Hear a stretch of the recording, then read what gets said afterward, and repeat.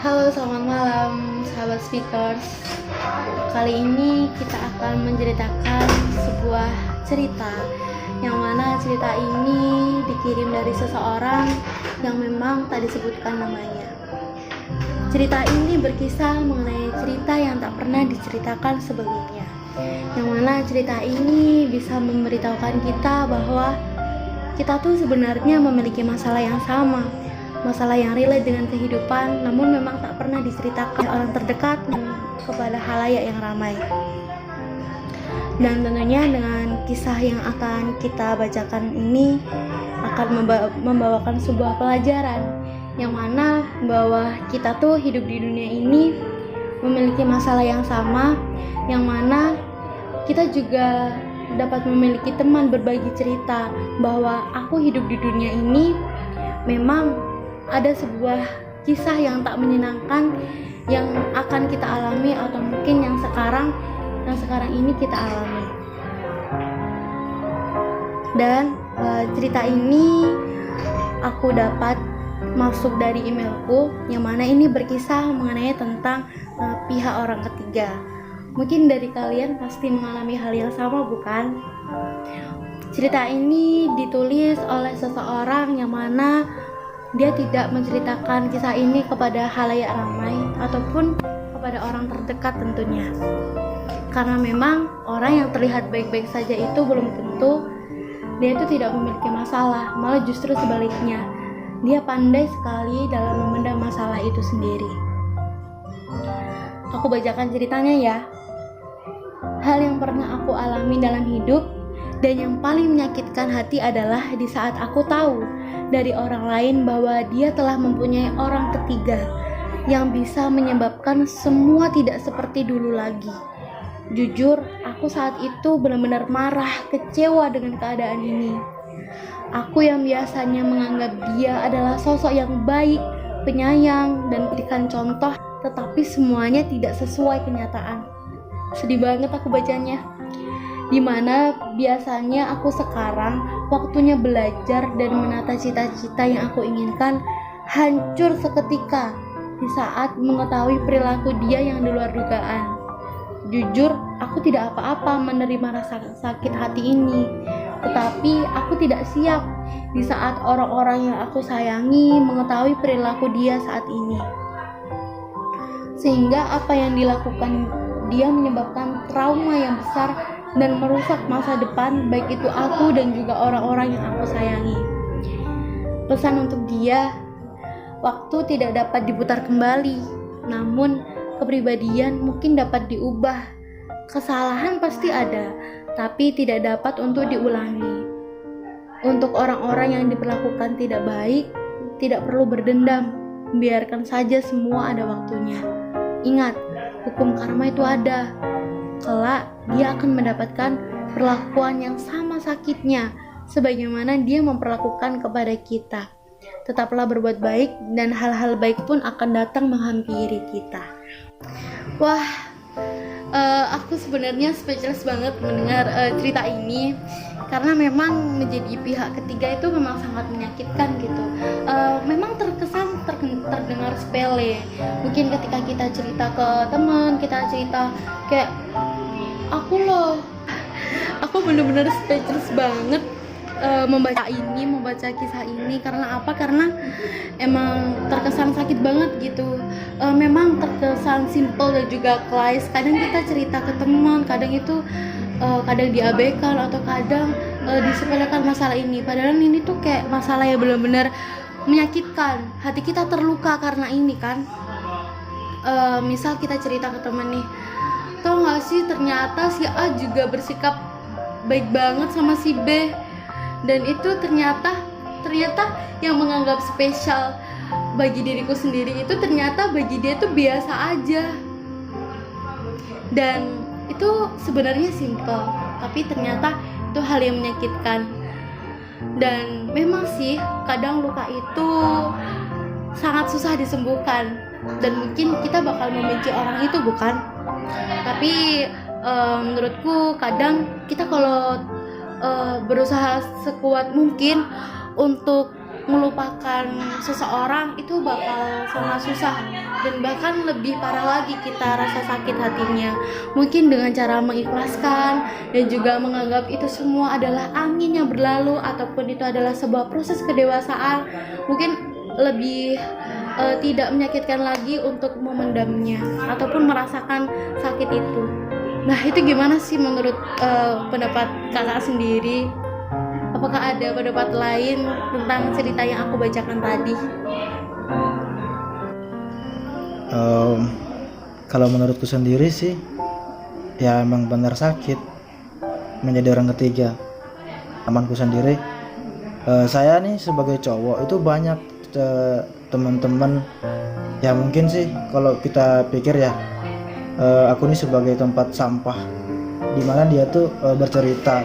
Tapi aku bersyukur sih dimana mereka tuh bercerita ke saya dengan ya tidak memberikan seperti ini. Contohnya misalkan dia cerita dengan aku sendiri nih, terus aku bilang sabar ya,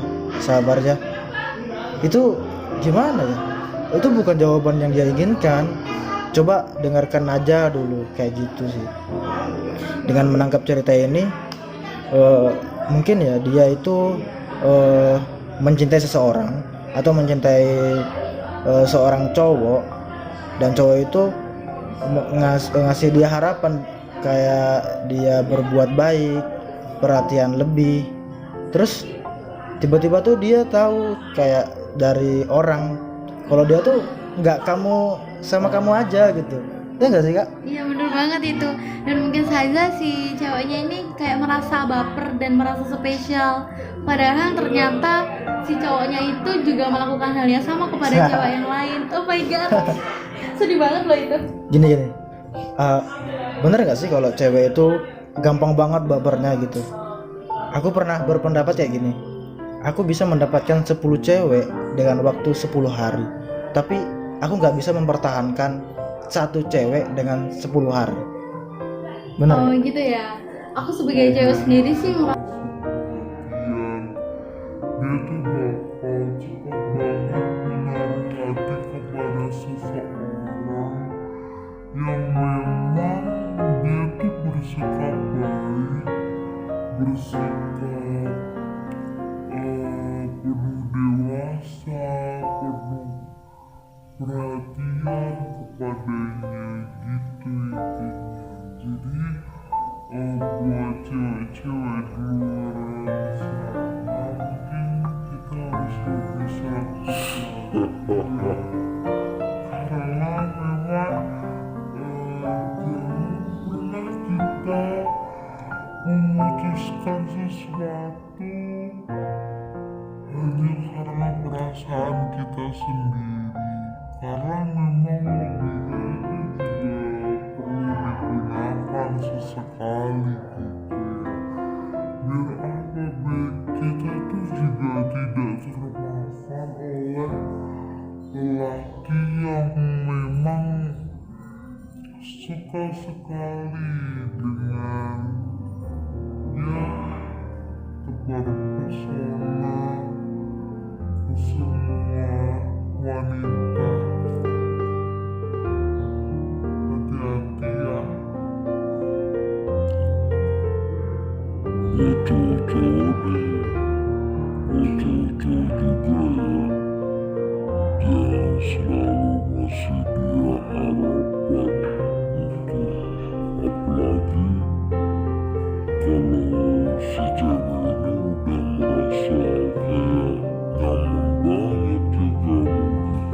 Iya bener banget.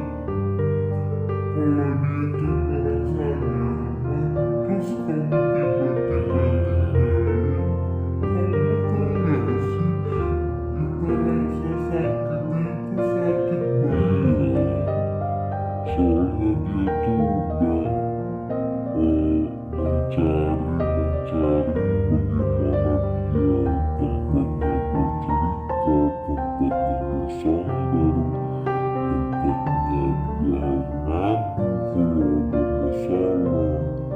Apalagi